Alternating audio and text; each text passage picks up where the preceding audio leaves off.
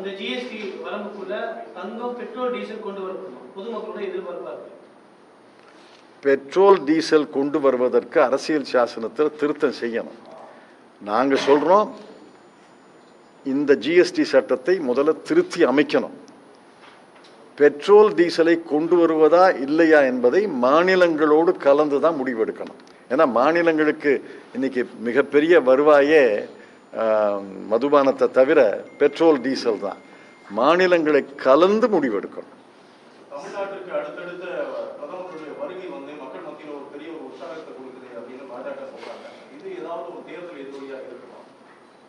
மக்கள் மத்தியில் உற்சாகம் இருக்கா இல்லைன்னு எனக்கு தெரியாது. ஆனால் பத்திரிகைகள் எல்லாம் 8 காலம் 6 காலம் 3 பக்கம் போடும்போது உங்களுக்கு மத்தியில் உற்சாகம் இருக்குன்னு நினைக்கிறேன்.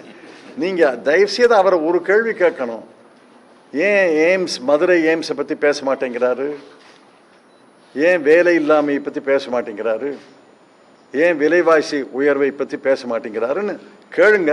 யாராவது கொஞ்சம் முந்தி அடிச்சுட்டு போய் கேளுங்களேன். என்ன பண்ணுவாங்க? பிடிச்சி போடுவாங்க காவல் நிலையத்தில், சாயங்காலம் விட்டுருவாங்க. தயவுசெய்து யாராவது ஒருத்தர் முந்தி போய் கேளுங்களேன். அமெரிக்க ஜனாதிபதியே கேட்கலாம்னா இந்திய பிரதமரை கேட்கப்படாதா? நீங்கள் உங்களை எல்லாம் பணிவோடு கேட்டுக்கொள்கிறேன், தயவுசெய்து யாராவது கேளுங்க.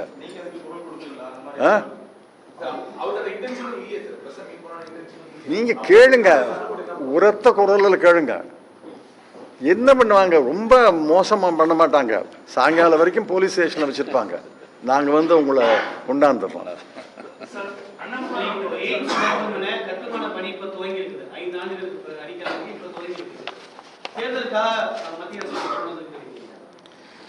தேர்தலுக்காக கொண்டாந்தாங்களா, இவங்க தொடங்குனதுக்காக தேர்தல் வருதான்னு எனக்கு தெரியாது.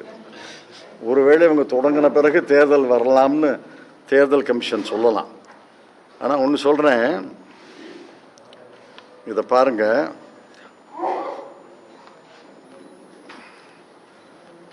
அதாவது கடந்த பிப்ரவரி மாதம்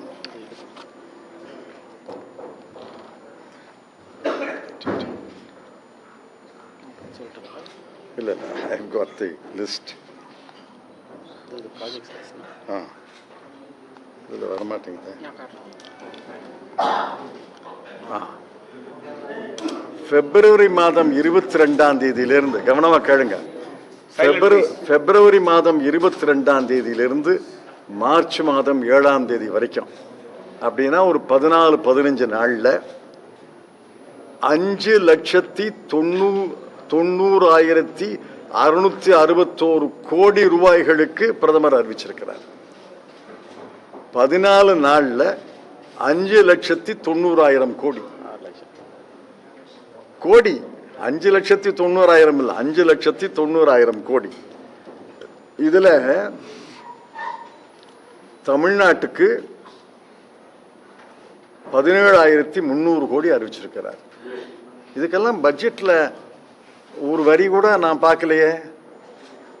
5,90,000 கோடி ரூபாய் ஒரு வரி கூட கிடையாது பட்ஜெட்ல. கேளுங்க, வரி இருக்கா? பட்ஜெட் எக்ஸ்பெண்டிச்சர் லைன் எக்ஸ்பெண்டிச்சர்னு ஒரு வரி இருக்கும். ஒரு திட்டத்துக்கும் ஒரு வரி இருக்கும். ஒரு வரி கூட நான் பார்க்கல. நீங்க யாராவது பார்த்துருந்தீங்கன்னா சொல்லுங்க. ஒன்று. ரெண்டாவது, பணம் ஒதுக்கியிருக்காங்களா? முடிய போற பட்ஜெட்ல ஒதுக்கியிருக்காங்களா, இல்லை வரப்போற ஆண்டு பட்ஜெட்ல ஒதுக்கியிருக்காங்களா? எனக்கு தெரிஞ்ச வரைக்கும் இல்லை. ஆனா இவர் 5,90,000 கோடி 14 நாள்ல அறிவிச்சிருக்கிறார். இன்னும் அறிவிக்க போறாரு. அறிவிச்சு முடிச்ச பிறகுதான் தேர்தல் அறிவிப்பாங்க.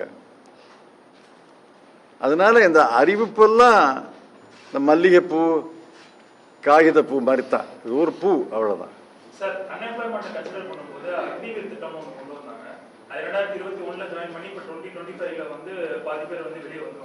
அவங்களுக்கான வேலைவாய்ப்பு திட்டங்கள் வந்து உறுதி செய்யப்பட்டதாகவோ இல்ல அதற்கான முன்னெடுப்போ எடுத்த மாதிரி தெரியல.